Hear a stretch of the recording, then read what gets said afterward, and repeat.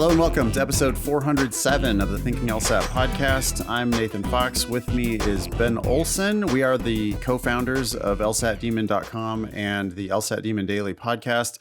Also with us today is Matt DuMont. Matt, you were on episode 404? I think 404, I think.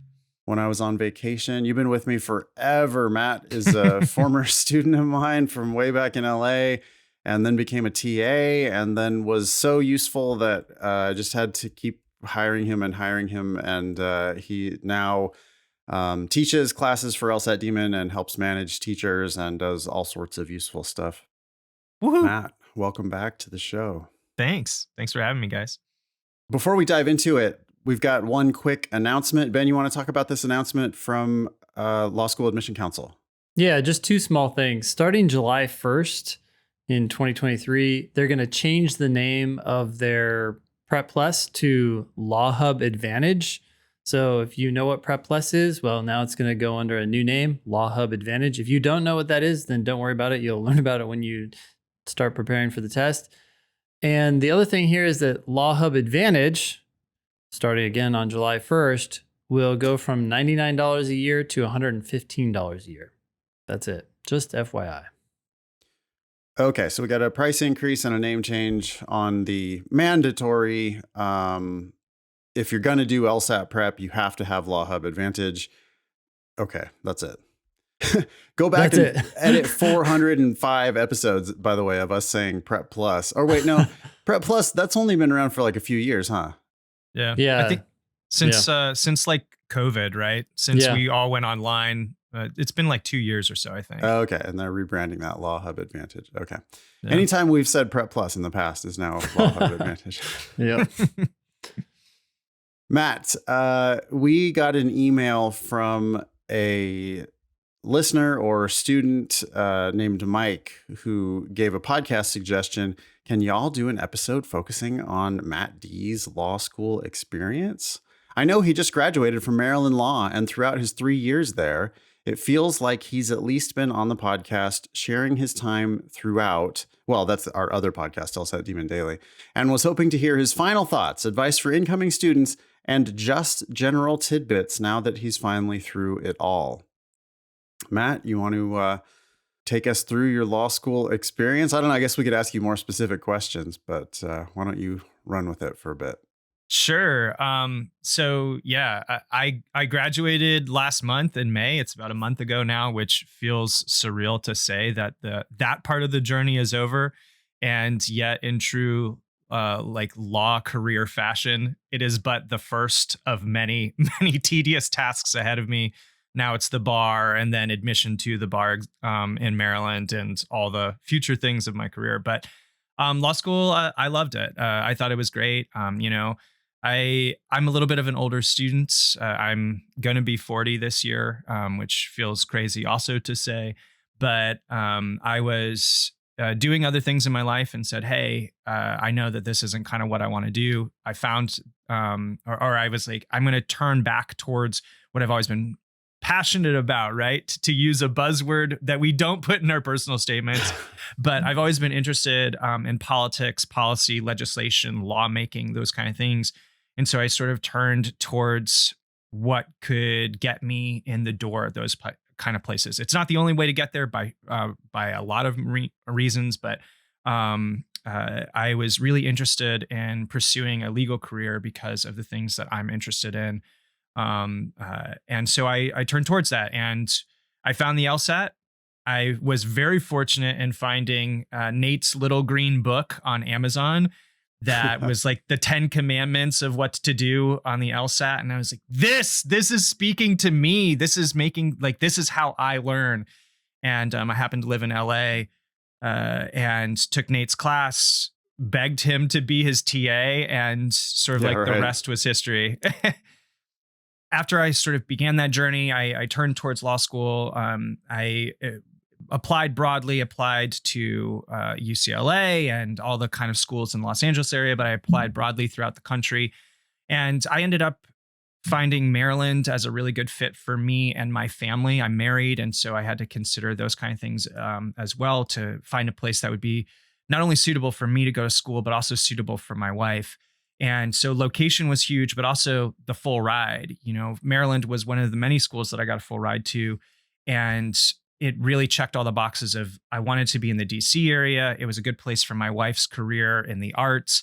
And they were willing to invest sort of their monopoly money in me by giving me a full ride there. And that let me be a dean scholar. It let me go to selective events at the school and do all those kind of things. I knew that going in. And so the sort of advantages that I was looking for is what I found. I ended up having a lot of success there. I didn't graduate like number one in my class by any means. I think I graduated like 20th out of the 200 or so students. So right around the top 10. And I've worked for several judges. I worked for a judge on the Maryland Supreme Court while I was in school. I worked for a federal district judge. I worked for the Attorney General's office in Maryland. I did all these kind of things. I loved law school.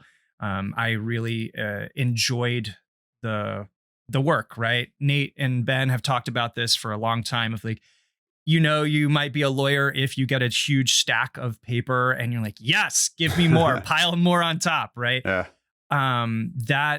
Sometimes it felt overwhelming for sure, reading 1,000 pages and then also doing my internships and then also doing whatever else.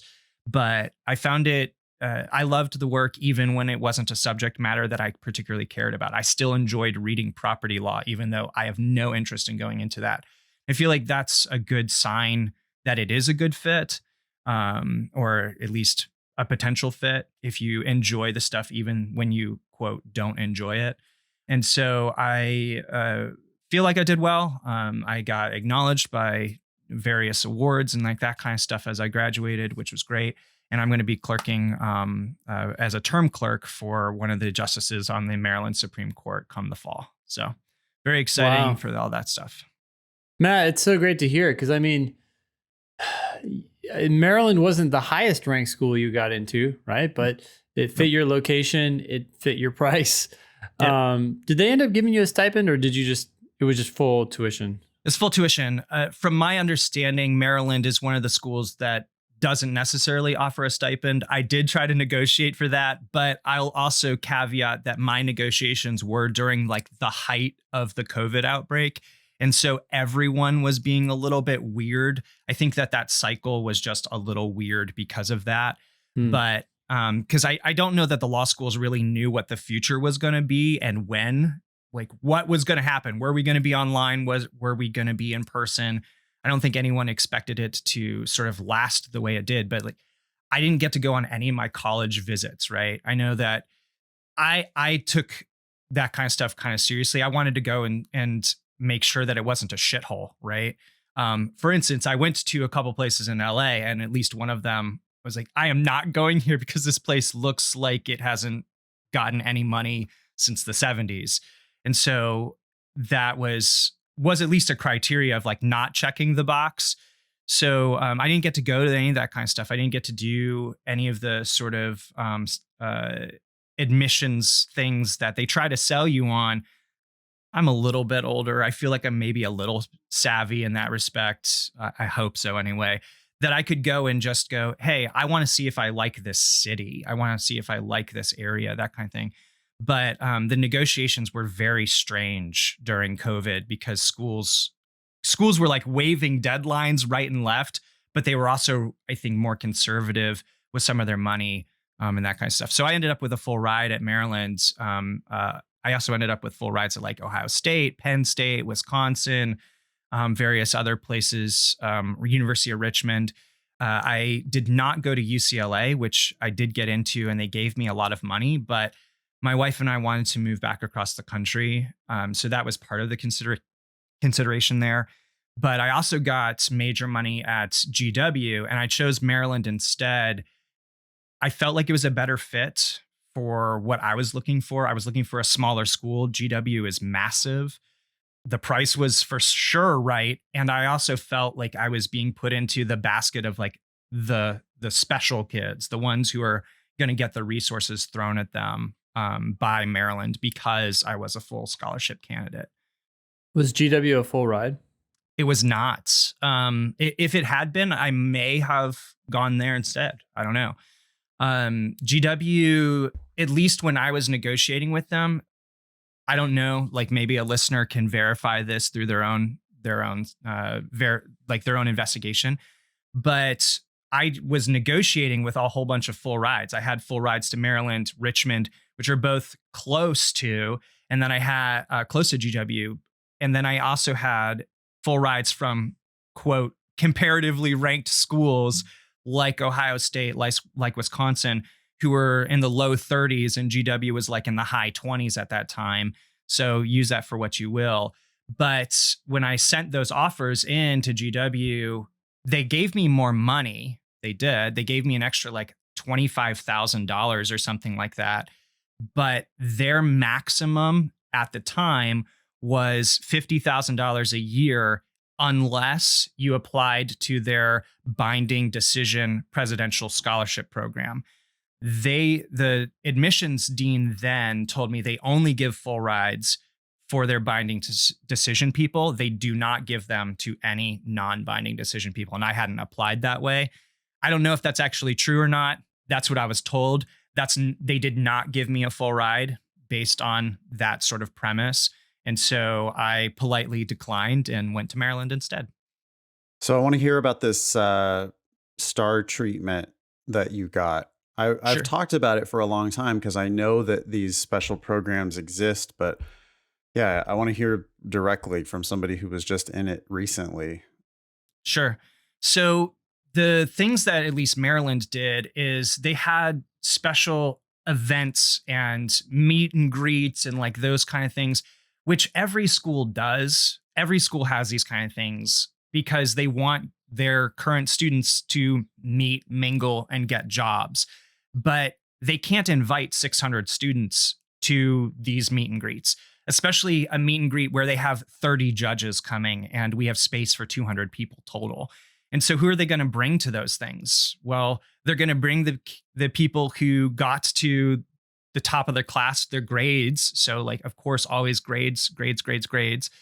And the last podcast, which was 406, you guys had on this amazing person. I don't remember her name right now. I'm so sorry.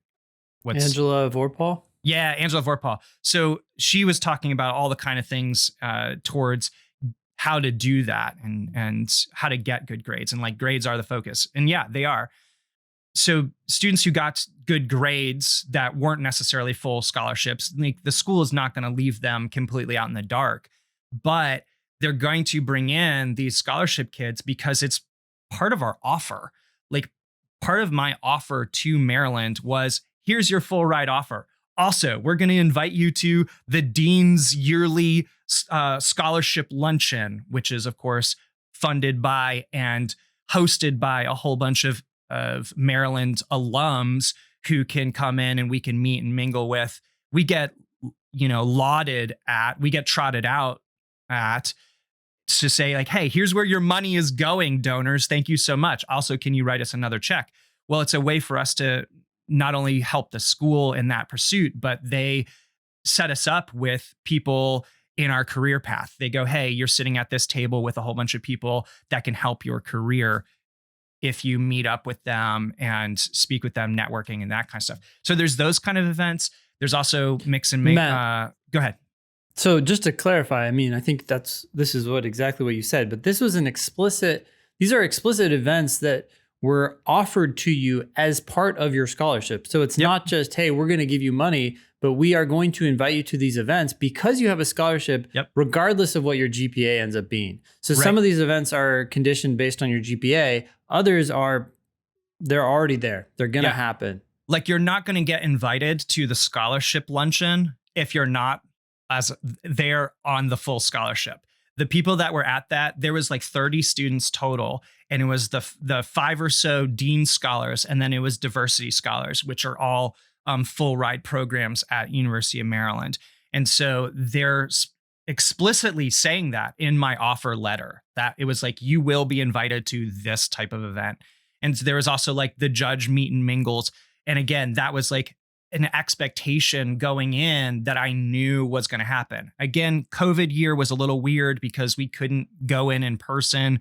And so they had their best version of that on Zoom, which was very strange. But again, they were still only inviting certain people to those kind of things. Go ahead. Well, I just want to point out here that this works from the other side too. So these judges who need interns or whatever we call them, clerks, the judges need staff. These alums all are probably in partnerships and whatever else, big law offices, and they probably make hiring decisions. And from their perspective, it's like, oh, great, we're going to get to go meet a whole bunch of new prospective hires potentially. They went to our school and the school filters for us. So instead of, we also have these 1,000 resumes over here and we know which ones came from our school. Yep. But over here, we have 1/10 of the school and it's still plenty of people. Yeah. And I'm going to get FaceTime with them. I mean, this is a huge advantage and it makes sense, really makes sense for everybody, right? Because the school's like, well, these are probably our most talented students, right? Based on, we gave them a scholarship based on LSAT and GPA, or if they graded into this meeting, then they're here because of their grades. So this is like, oh yeah, the people who are getting it done. And they also happen to be not the people who are paying tuition mostly. Yeah. Yeah. So it's like the case of the rich getting richer, right? Yeah. For sure. And like correlation does not mean causation, as we talk about all the time in LSAT classes and the arguments that make that argument on the LR. But correlation is correlation, right? There is a comparative element between coming in here with a great undergrad GPA, with a great LSAT, and then the school investing their scholarship dollars in those particular students. The likelihood of those particular students also doing well there, like there is a strong correlation towards that, right? You guys have talked about this all the time, that the LSAT and GPA are wildly predictive, or at least the best predictive tool that the schools currently have at predicting 1L grades. Well, I was at the top of my class, not number one or anything, but I was in like the top 10 to 15% the entire time I was at Maryland. And that started in my first semester. Do you think you would have done as well if you would have gone to UCLA? I mean, I can't imagine that I would have. I mean, I know that I'm so as a the rule of thumb, maybe not. I don't know, because it's like higher competition. There's going to be people there with 4.0s and 176s, both of which were better than my scores going in. But I also know what my work ethic is. So maybe I would be up there anyway. And they did give me a pretty sizable scholarship. And it's not like I was walking in there with 5,000. Yeah. I guess I meant whatever if you had gotten into a top 5 school or something Sure. like that, like what do you think would have happened at Chicago? And I'm not trying to like belittle you at all, yeah. But what I am saying is you went into, it's like the deck was stacked in your favor to begin with, and then you have this work ethic, and then it produces an excellent result. But there's a lot of really smart people there that are all trying for that same excellent result, and the higher you go, the tougher that competition is going to be. So it's just our constant advice, like do what Matt did, get into better schools, but then pass on paying, the best school you can get into is probably going to charge you full price. Why would you do that if instead you could go, hey, you know what? I can go to a school that's just a few notches down in the rankings here, go for absolute free and become this, they're going to build me up to be a star of their program while I'm there. Yeah. We're all studying the same thing, right? Right. Again, I'm studying for the bar right now. I'm studying for the unified bar exam because Maryland is a UBE state. There's like 28 states or something that are, every single one of us students right now are studying the exact same law because it's the exact same. I mean, of course it's federal law, so it has to be uniform, but all of the state law is based on the federal law. Yes, there's wrinkles, there's state unique elements to that particular crime because, something happened in the 1800s that they've never gotten off the books. But realistically, it's all the same stuff no matter where you go. The difference is the opportunities that are afforded you and potentially who you're being taught by and who you're sitting in the classroom next to. Are those differences worth paying a lot of money for? My argument is assuredly no. I met amazing people at University of Maryland. They are going to be fabulous attorneys. I have friends who, of course, are walking out of here going to big law. I have a friend that is currently at, oh my gosh, now the name is escaping me. It's the literal number one on the AmLaw. He's in New York doing his summer associateship, like from Maryland. Maryland is not a highly ranked school, but we can still get into the annals, the channels, the halls of big law. Sure, it's not as much as maybe some other schools. We're going to pump out a lot of like mid-range lawyers.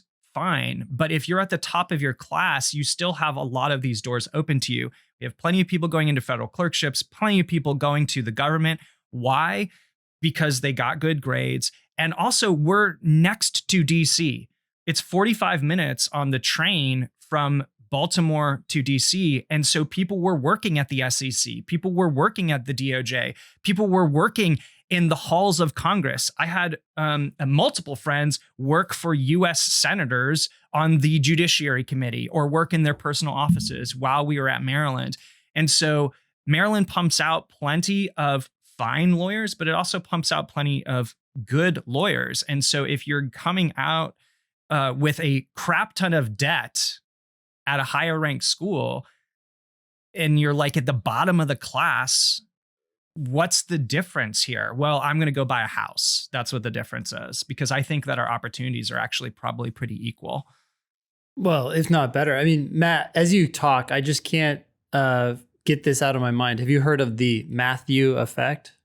I haven't. I'm excited to learn.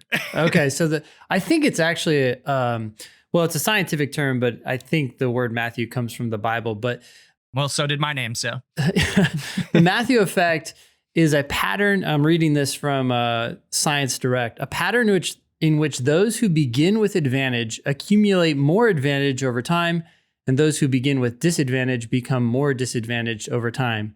The result is an ever widening differences between the advantaged and disadvantaged. It's just what you said earlier, the rich get richer, the poor get poorer, right? That's a simple way of saying it. The scientific phrase that they like to call it is the Matthew effect. But what we're doing here is you're getting into a higher ranked school, as Nate was just saying, but then you're going to a lower ranked school, not only for the money, but also to put yourself into the advantaged position, right?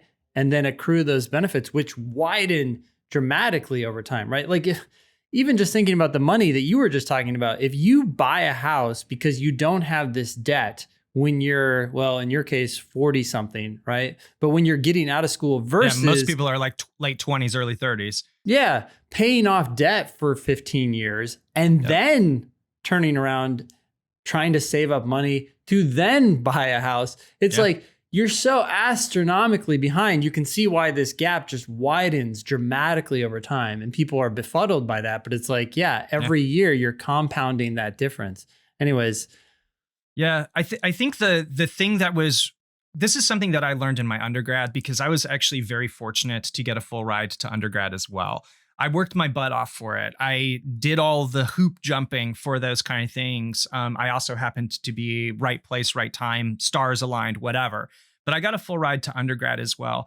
And the thing that I immediately recognized, because I went to school for the arts, I was an actor for over a decade after I graduated undergrad. And what I realized by graduating with no debt, even though I was poor, even though I was broke, struggling as an artist, doing all of those things, eating lots of peanut butter and ramen, right? Even though I was doing those things, because I didn't have the burden of school debt hanging over me, I was still able to pursue what I wanted under my terms. I didn't have to go handcuff myself to a desk job or a waiter job or whatever it is in order to pay my loans back every month. of which many of my friends, of course, had loans to undergrad. And so I saw my friends who were more talented than I was, just to like call it out. They were more talented. They were better singers. They were better actors. They were better dancers, whatever it was. Just being objective, they were better than I was. And yet they weren't able to pursue their career because they had the burden of debt. And so they never went on any professional auditions. They never did that. Because I didn't have debt, I auditioned all the time. I had a successful career. I did something like 40 or 50 stage productions, a whole bunch of national tours, a bunch of film and TV stuff. I was able to pursue that because I didn't have this burden hanging over me. And so as I was looking for law school, I was like, I want all the doors to be open.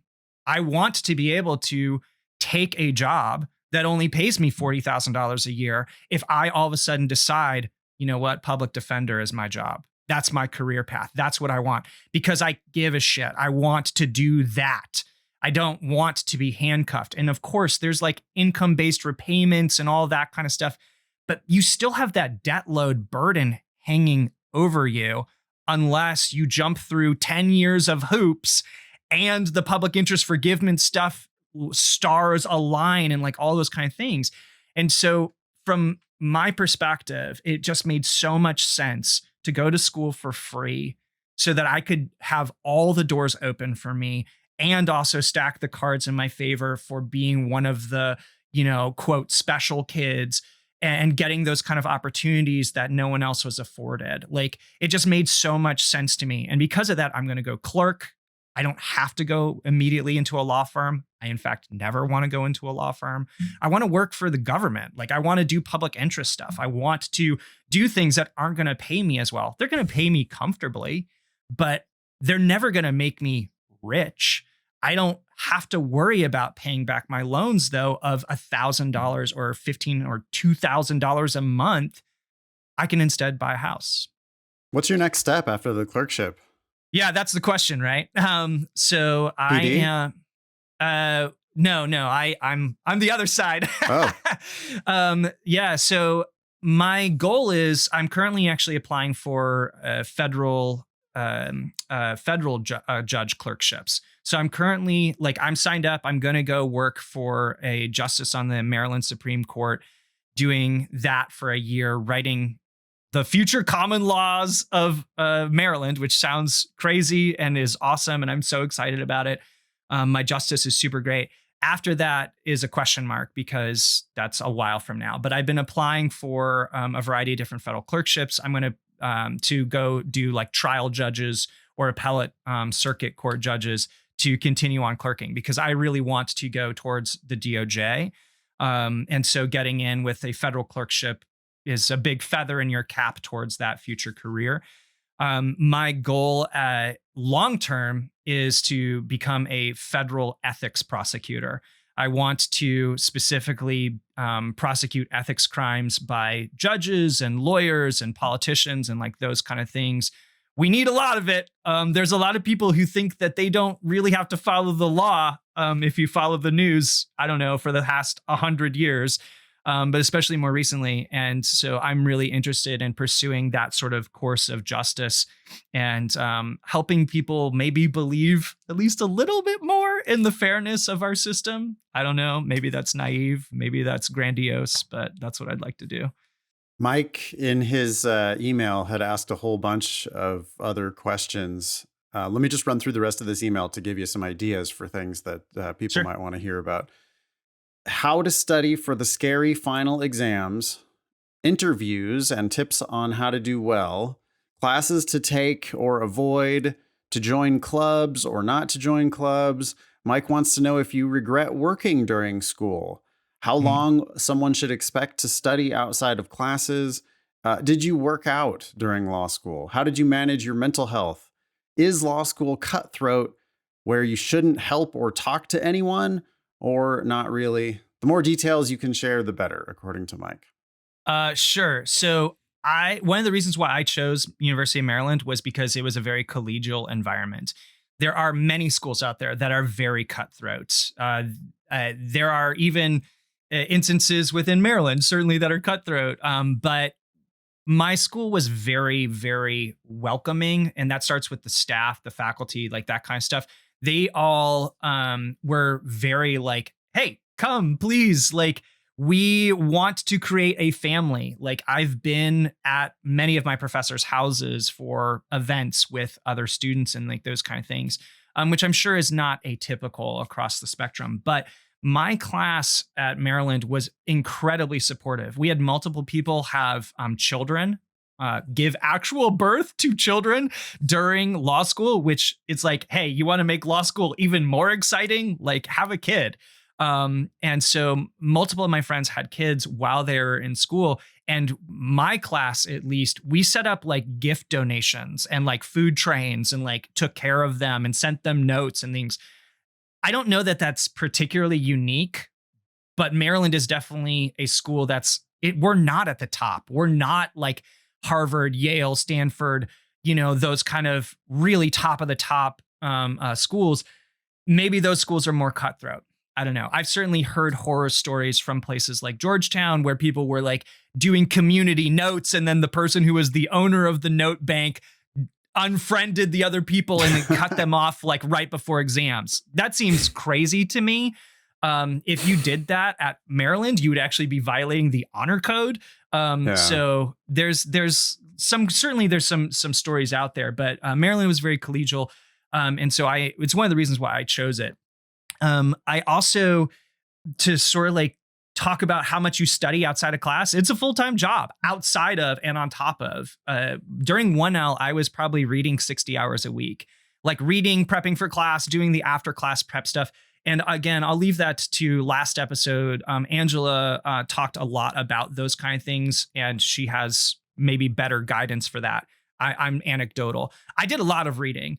I read everything. I read all of my stuff and I prepared notes for it, and I prepared questions to ask in class. I was absolutely the person who asked questions in every single class I attended. I am sure that there are people at my school who don't like me because of that, because I asked multiple questions, but I'm here getting my money's worth, of course, which I'm not paying for, but like I'm here to get the value earned out of every single opportunity that I had to speak with my professors and understand. And that's how I learn, is by asking those kind of questions. And so I read a lot. I prepared a lot for class.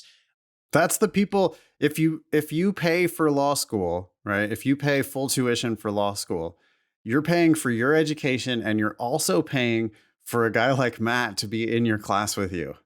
To ask all the questions. to like, to be ultra hyper prepared and to be engaging full, from the beginning to the end of the semester, just like working their ass off. Yep. Oh, by the way, they got a better LSAT than you did, and they have better undergraduate grades than you do.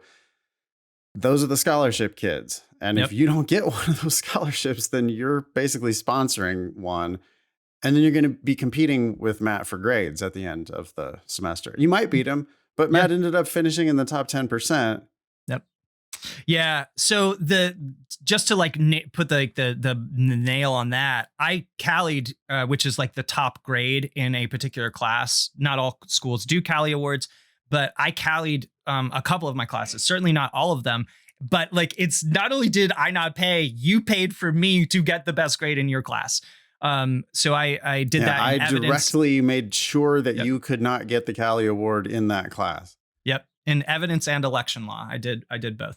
But, so yeah, like there's all kinds of awesome stuff there. The, how to study. I mean, everyone's going to have different things. I think don't leave stuff at the door that were helpful for you, that were successful for you.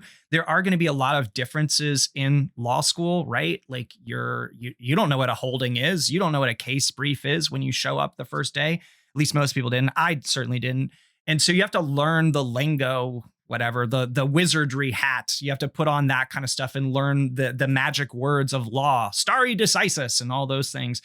So there's definitely some learning curve there, but also you've been successful in other stuff in your life. I hope that you have good grades in undergrad. And so don't just leave all those things behind because people are like, oh my God, you have to do this. You have to do that. You have to be in a study group. I was not in any study groups of any significant size other than 2 people specifically for final exams week. That's it. I did not do I'm a on my own study, or mainly because I didn't have time. I was working this entire time. And so I didn't have time to be flexible around other people's whims or needs or whatever. I was studying at 2 a.m. That was my life.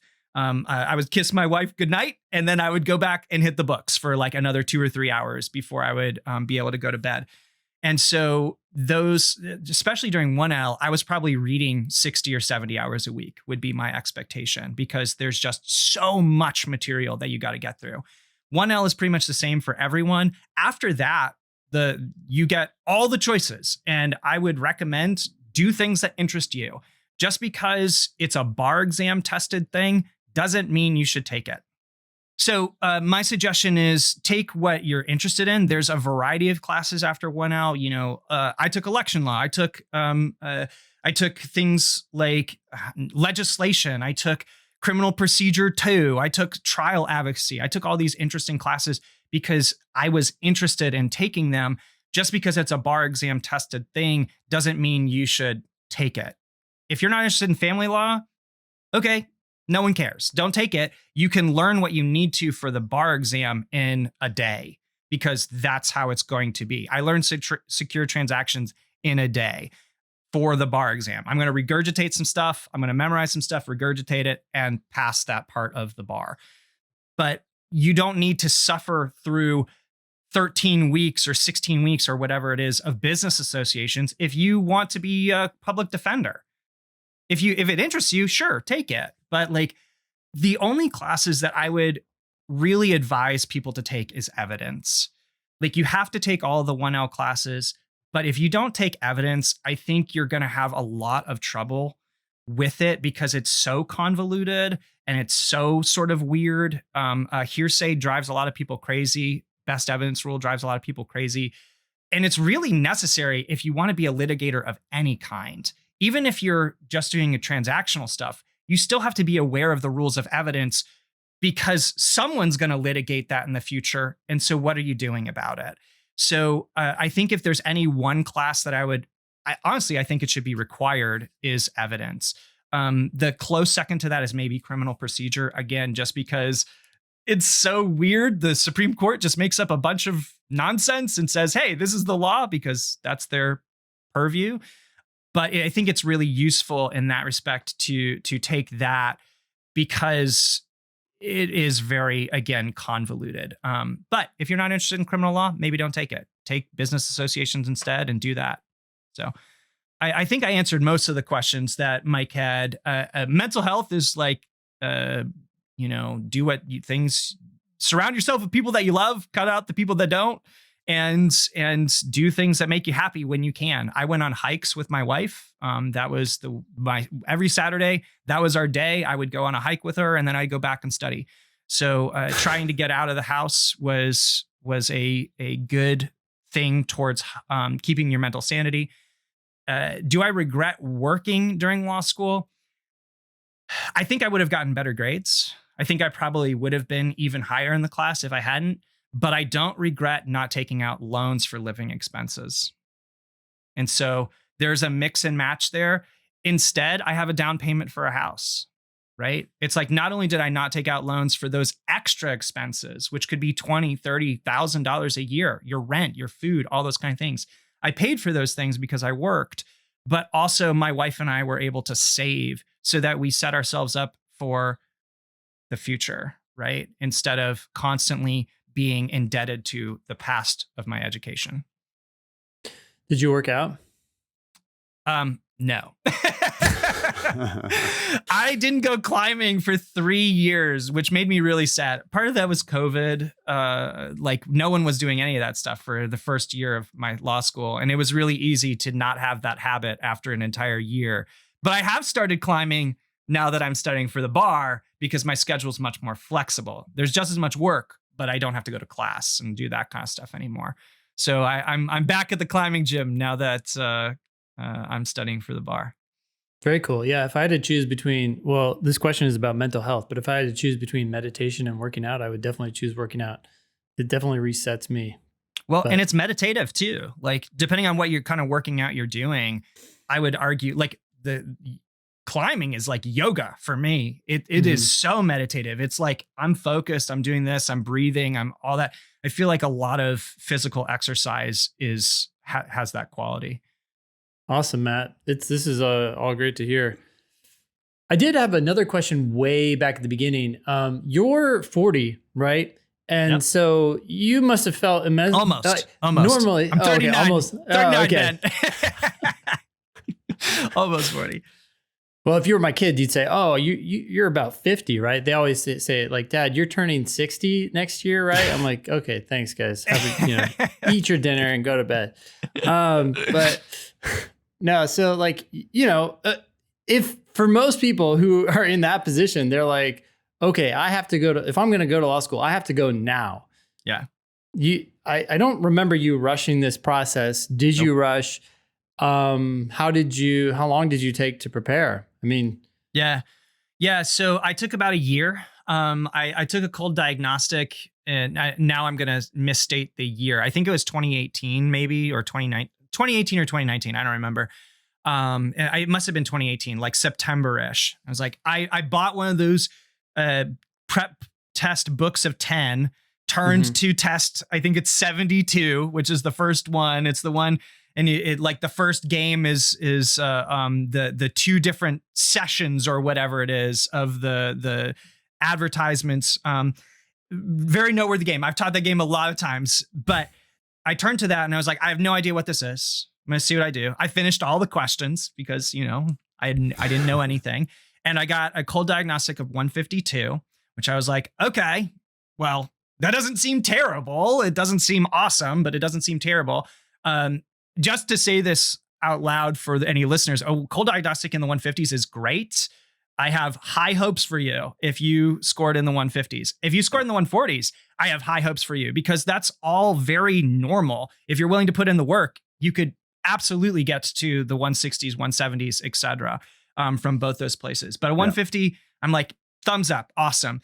So 152, I then was like, okay, I need to learn about this. And so I found Nate's book and started taking his class. And the class was in person from like November through January. And so I was like, I'm going to sign up for a test in January at the end of this class, which is exactly what I did. And this was during the time period where there were no test limits, that brief like 2-year window where they just take it as many times as you want. And I was like, okay, fine, let's do it. By the time I got to January, having taken Nate's class, having learned how to sort of deal with this, at least how to make worlds, I wasn't perfect by any means. I was scoring in the mid 160s at that point, and I got I think a 163 on my first official after about, I guess, 2 or 3 months. And then I spent the next 7 months clawing towards the 170s, grinding that out, doing that work. I was also working 2 jobs at that point because I had my regular job. I was studying for the LSAT, and then I begged Nate to be his TA. And so I started doing that and doing operations for Nate on top of my studying. But it took me until I think the following September to get into the 170s. And that's largely what I applied with in that September. I guess it would have been September of 2019 because I started school in 2020. Yeah. So a year. Yeah. I took the LSAT 5 times, I think, total. So how much did you get paid for that year? How much did I get paid in scholarship dollars? Yeah. So the market value is like 160 to 170,000 because the tuition at Maryland is between I think it's around 50. So 50 plus fees a year, and the fees at Maryland are like $1,000 to $2,000. So it's probably around $52,000 a year total, and I got all of the tuition part of that completely waived, and so it's at least $150,000 plus interest. So what, 200, 220, 250? I don't know, somewhere in there. Well, you have to think it's even more than that, because to get $200, right, you're going to have to earn 240, 250, 300, depending on where you're at and how quickly you earn it. But Yeah. So it's very hard to get that amount of money in a year. Yeah. Nice work. Thanks. Yeah. I couldn't have done it without you all. So well, the other question I had was if you had stopped at 163, I mean, where do you think you'd be today? Yeah. Well, I mean, I don't know because I didn't apply with a 163. So a 163 would have been above Maryland's 75th already. And so maybe I would have ended up still at Maryland's. I don't know. I can't imagine that I would have been in as good of a position negotiating with them, though. I can't imagine that right out of the bat, they would have been like, hey, we're interested in you for this prestigious scholarship that we just have to interview you for and do all the things. I can't imagine that would have been their immediate gut reaction if I was like right around their median and 75th percentile. I was 10 points above it. It's a completely different ballgame. They know that I can get into better schools and get significant dollars from better schools with that kind of score. And so I think they're even more likely. I had an offer for them by October. Yeah. Well, I mean, you also had offers elsewhere, and other people may not have preferred Maryland as a location depending on their own personal circumstances, but you had lots of options, which made it easy for you to find a school that worked for you, was free, and worked for your wife. So that's amazing, Matt. Any last tips or advice? My last advice, I want to point people towards, I recently did a podcast, I think with Michael Hill, and I also did one with Sarah Kamuni, talking about sort of like, hey, looking at what is helpful for 1Ls, looking what's helpful for law school. And I think the thing that was unsurprising is that grades matter. Your grades matter going in, your LSAT matters going in. Your grades for law school matter coming out. And so if you want if you don't care what you're doing when you come out, you're just like, I just want to be a lawyer. I want to do personal injury, whatever. Put up your billboard and your shingle. If you want to do that, knock it out. But if you want to go into big law, if you want to go to federal stuff, if you want to go to state legislator, that kind of thing, it really matters what you get on your grades. It matters from semester one. In fact, semester one tells a lot about your future for that summer, which tells a lot about your future for summer two, which tells a lot about your exit from law school. All those kind of things start with your first semester of law school. And so don't join any clubs. Don't join anything until you get a handle on your grades. If you can do both of them at the same time, okay, do it. I was the manager of one of the law journals. Because I was getting straight A's, I was able to take on that additional burden. So I don't encourage people to do anything outside of your grades, because your grades are going to unlock the doors towards your future. So rush into law school and just do whatever, seems right when you're in that first semester. Is that what you're saying? Yeah. So anecdotally, I won't name names. There's a person in my section who applied to school and was in my class, and he applied in July and he started in August. He paid full price and was at the bottom of our class. Okay. Not setting yourself up for success there. Yeah. Worst possible investment, right? He's got all of his student loans and essentially Matt's tuition, as well, tacked onto his bill. Yep. And he's getting, people are getting it for free, and half the people are paying double. And he's going to come out making like $60,000 a year, or less, or not even, or not even employed. Job. Yeah. Yeah. Who knows if he'll pass the bar? Jeez Louise. Ugh. Just makes it they look like, from the outside, people would look at those and say, hey, you went to the University of Maryland Law School. You went to the University of Maryland Law School. You guys are both making the same good investment. Mm-hmm. It's like, no, these two investments are astronomically different. Yep. One is extremely horrible and damaging to your life. The other is extremely potentially beneficial. I mean, you still have risk, which is crazy, but you dramatically mitigated that risk. I got handed a bunch of Apple stock rather than paying for it. Yeah. Another thing that that, it's another example of this Matthew, what is it? Matthew principle? The Matthew effect. Yeah. The Matthew effect of the rich getting richer is that LSAT prep itself also better equips you for law school and legal practice beyond that. I've heard Matt say it many times that, oh, wow, I'm doing my reading or I'm in my class and there's this exact issue where I know it forward and backward just because of the logic behind it. Other people are still struggling with it. Let's get into this next email. One of you guys want to read this email, and then because it's the related topic. Sure, I'll go ahead and read it. And it's from Ryan. The subject is logical reasoning in real life. Hello, Ben, Nathan, and the Demon team, including you, Matt. I had a cool realization at work today, and I thought it might make good podcast material. I work as a legal intern for the legal affairs office at my undergrad. My boss gave me a project to work on today that seemed intimidating at first. He wanted me to read the new proposed Department of Education regulations for gainful employment and financial value transparency and write a draft of a letter in opposition to the policy.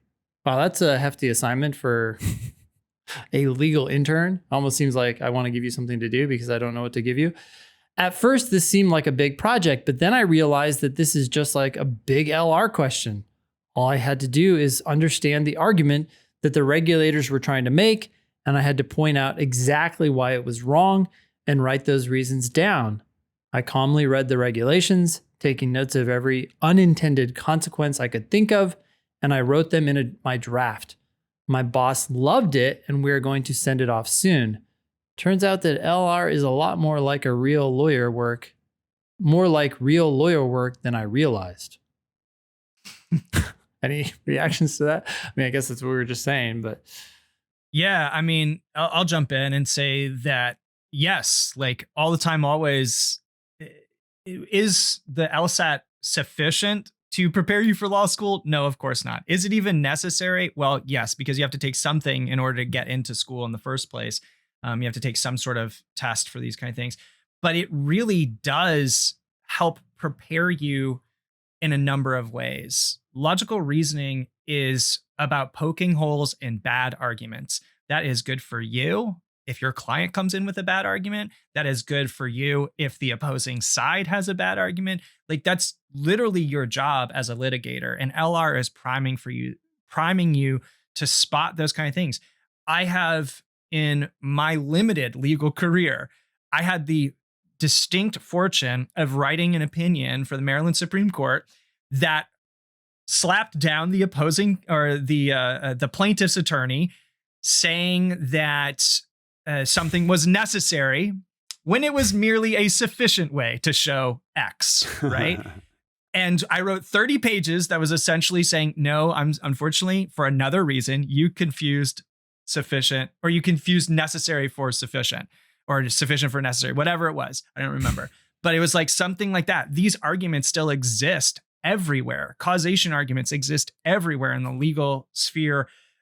Correlation to causation arguments figure everywhere. You see them all the time, and you're going to spot them in your readings and reading cases and all that kind of stuff. You're going to spot it. And so this kind of stuff absolutely is applicable.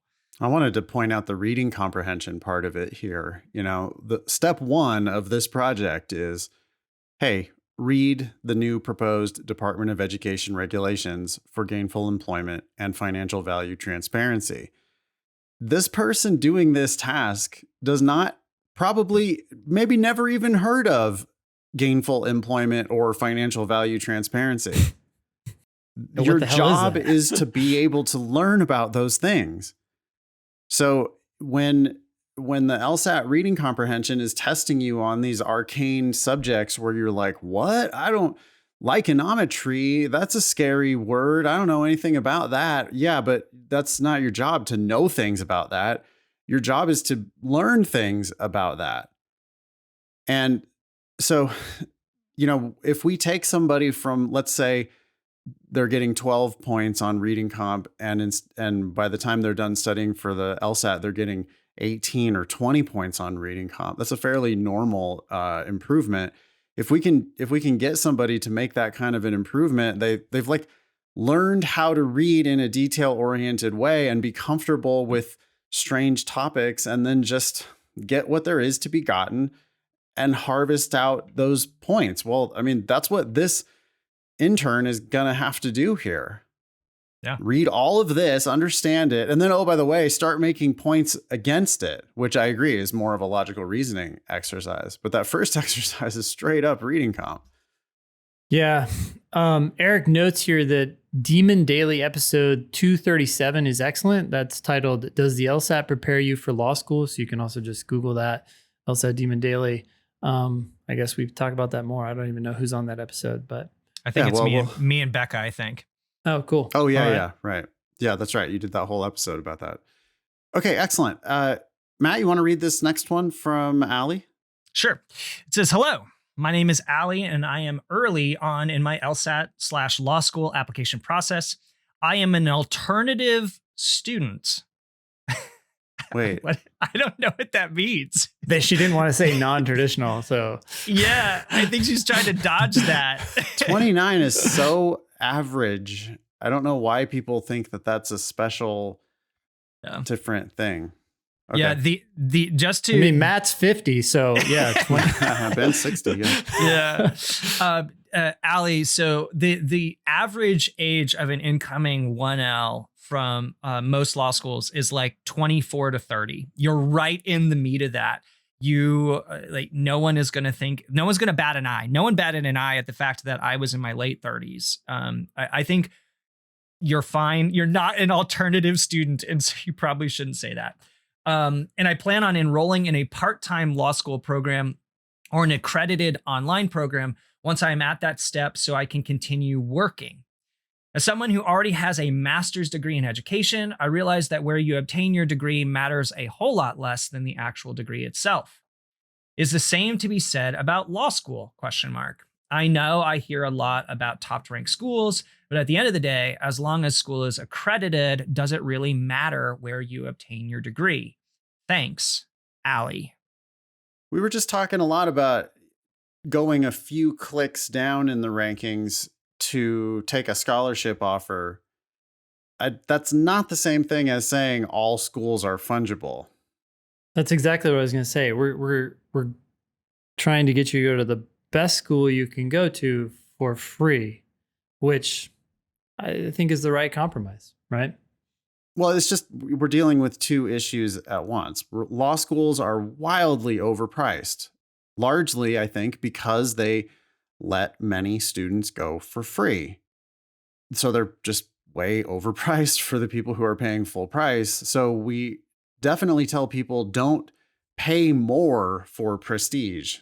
Get yourself the best price you possibly can. And by the way, 0 is on the table. I mean, don't take that to too much of an extreme, by the way. There are circumstances where it might be worth paying a normal amount of money, $5,000, $10,000 tuition, if you get a partial scholarship for some school.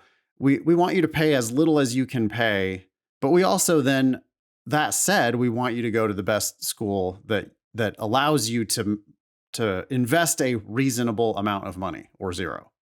There's a real difference between a school and the opportunities that come out, generally speaking, of a school, say in the top 50 and the bottom 50, right? Right. I mean, what's another school? We're not shitting on anybody, but just what are the other like lower ranked schools in the DC area?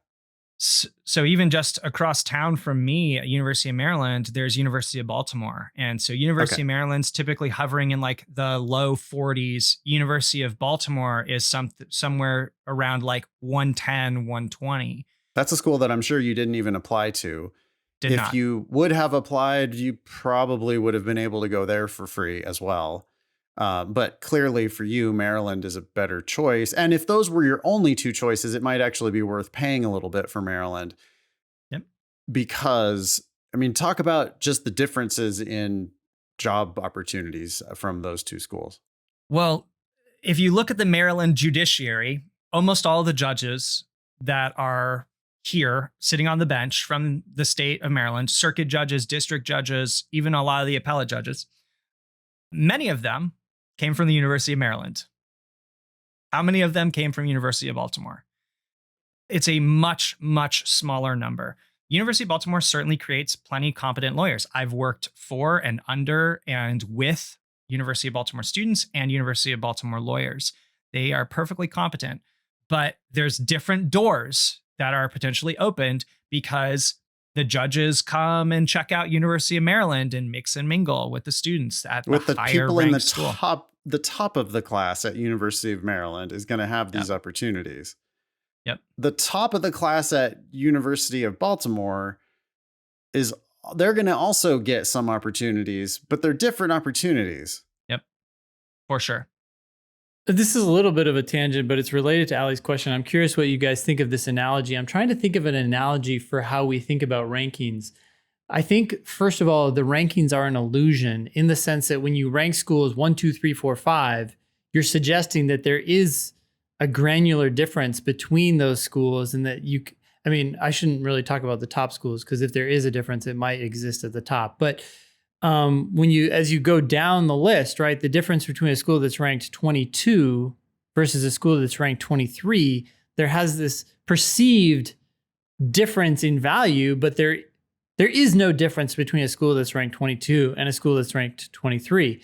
So I'm trying to think of an analogy where in life we have these granular differences, but we ignore them, right? So one stupid analogy I'm thinking of is like, you know how gas prices often have like 9/10? Yeah. Does anyone actually ever look at that, right? You don't look at that.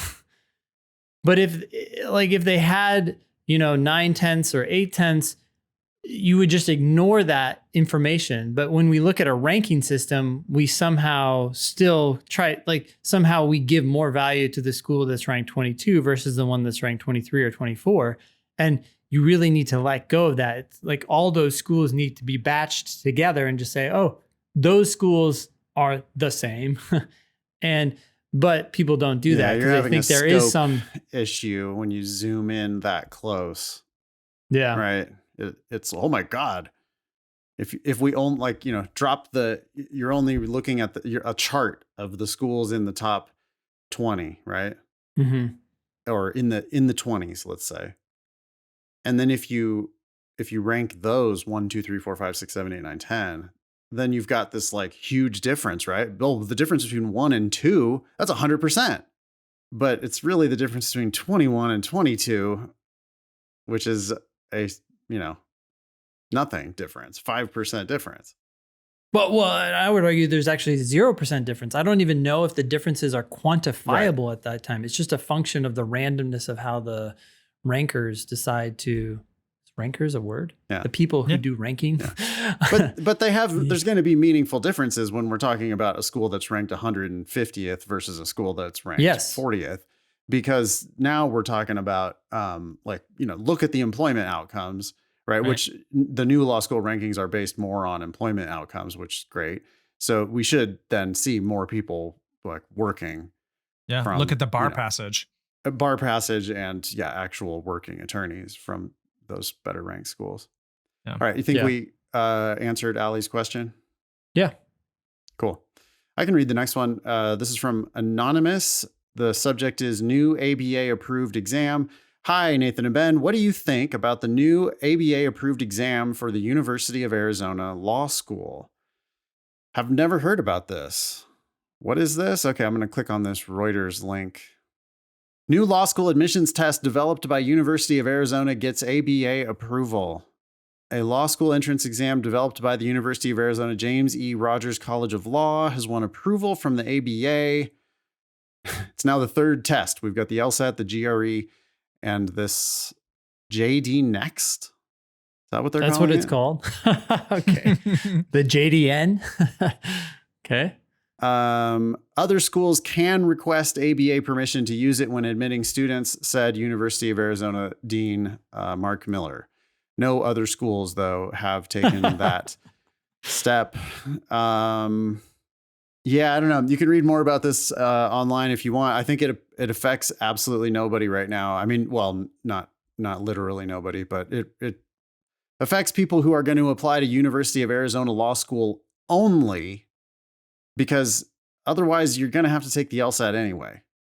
If you're going to apply to any other school, you're going to have to take the LSAT, I guess, or the GRE, but that would also be silly because, all schools accept the LSAT. And so unless you're only going to University of Arizona, that's, I don't know. What do you guys think about it? I don't know what to make of it, except that if you do take this test and you can only use it to apply to Arizona, that seems to dramatically help Arizona, right? Because what? You can't apply anywhere else? You're locked in unless you do the LSAT, and you can use the LSAT for Arizona. So how does this help? Yeah, the thing that I thought was interesting about it is that it's a law school exam, quote unquote, but it's after an 8-week online course in order to like sort of prep you towards that. And honestly, it sounds like almost like a 0L course where they're going to give you this kind of stuff, see if you can learn it. It's legal related, whatever. And it even talked about, for instance, like contract law. And so it's during this 8-week class, they read legal cases and the other half learning about contracts. And so from what my expectation is it almost seems like a class that you're taking over time that's preparing you for this particular one thing, which is fine. But right now it's free. I don't know how much that's going to cost in the future to do this, who's going to administer this test and that kind of stuff. And it's essentially like a familiarity test is what it sounds like from my perspective. It's a knowledge-based test, right? Which is very different. And once people know what you're testing in terms of knowledge, then people can just drill you on that. And it's like, does a person really understand, or are they just memorizing stuff? Maybe? Well, it clearly works because Arizona's research found that JD Next participants on average saw a 0.2 increase in their first year law school grade point averages compared with classmates who didn't complete the program. 2.2 is no joke, by the way, on a GPA scale, right? That's a big improvement in GPA. Yep. So therefore, we can conclude that clearly this program works. I love how you threw clearly in there just to give the listeners even more of the LSAT. This is kind of the signpost that you might see on an LSAT logical reasoning argument that was trying to make a bullshit conclusion. Here, they didn't really state their conclusion, or at least not in these bullets that Eric gave us.